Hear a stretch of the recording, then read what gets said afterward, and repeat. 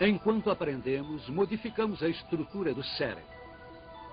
Ele é composto por feixes de fibras nervosas que se aglomeram como um emaranhado de linhas telefônicas. A cada vez que repetimos uma ação ou uma palavra, a conexão que usamos se torna mais forte. Assim, à proporção em que adquirimos novos conhecimentos e habilidades, nós literalmente programamos o nosso cérebro. Esta programação torna os seres humanos extraordinariamente disponíveis para o aprendizado. Aí está uma das razões para o nosso sucesso como espécie. A programação ocorre na região frontal do cérebro. É lá que se processa o pensamento. O cérebro frontal alcançou sua complexidade máxima no ser humano após 500 milhões de anos de evolução. O cérebro de um dos nossos mais antigos ancestrais, o peixe, tem apenas uma pequena região frontal. A protuberância principal cuida da visão, o sentido mais importante do peixe. No processo da evolução, o cérebro frontal tornou-se cada vez maior, de anfíbio a mamífero, passando pelos répteis e pelos pássaros. Paralelamente ao tamanho cerebral, a inteligência das espécies também cresceu.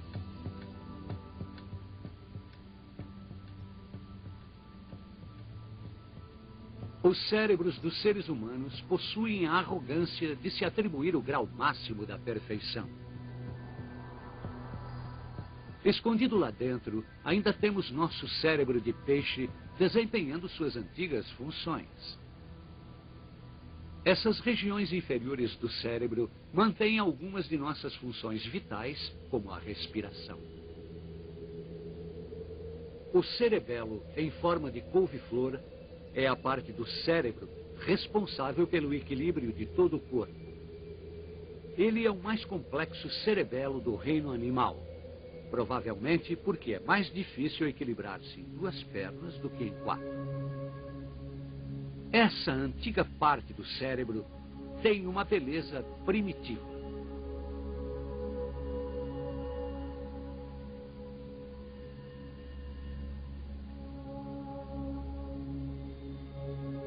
Sem esse órgão, você teria de se concentrar para ficar em pé e dar cada passo. Da base para cima, o cérebro tem sucessivas camadas de intrincadas conexões.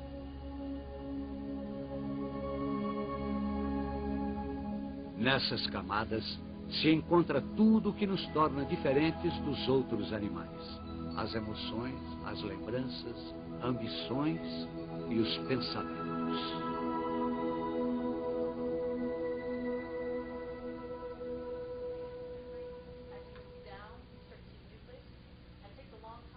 O cérebro humano alcançou sua atual complexidade em apenas 5 milhões de anos, desde que a espécie humana se separou dos outros primatas.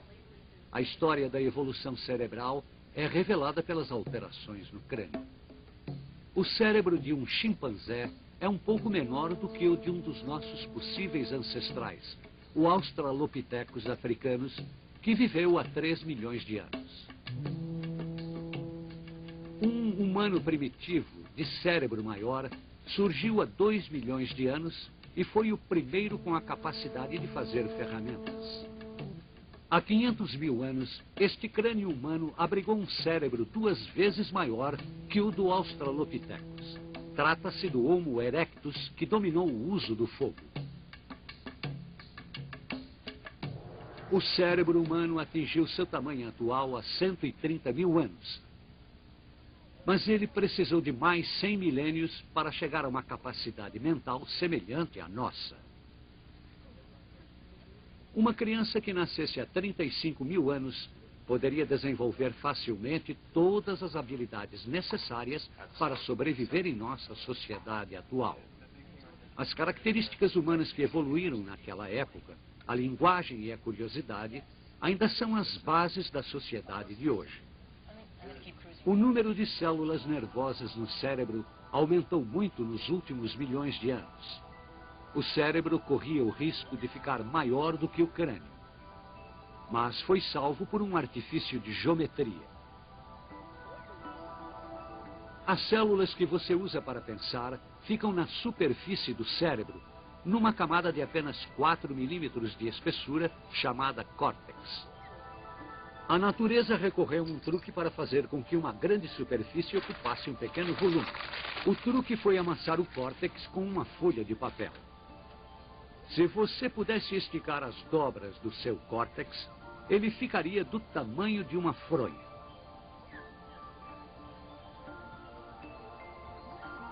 Com estas concavidades intrincadas, nós superamos até mesmo o poder do cérebro do maior mamífero. As células nervosas no córtex fazem tudo o que é exclusivo dos seres humanos: tomar decisões, exprimir opiniões, interpretar o que vemos, ouvir e entender. O córtex forma 2 hemisférios distintos, cada um cheio de feixes de nervos. As 2 metades têm maneiras diferentes de interpretar o mundo. O hemisfério esquerdo pensa por meio de palavras, enquanto a metade direita pensa em imagens e sensações.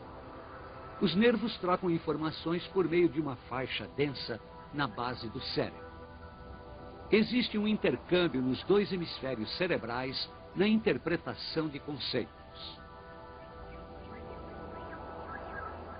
Se a palavra água aparece aqui no hemisfério esquerdo, bem aqui no lado direito surge a imagem da água.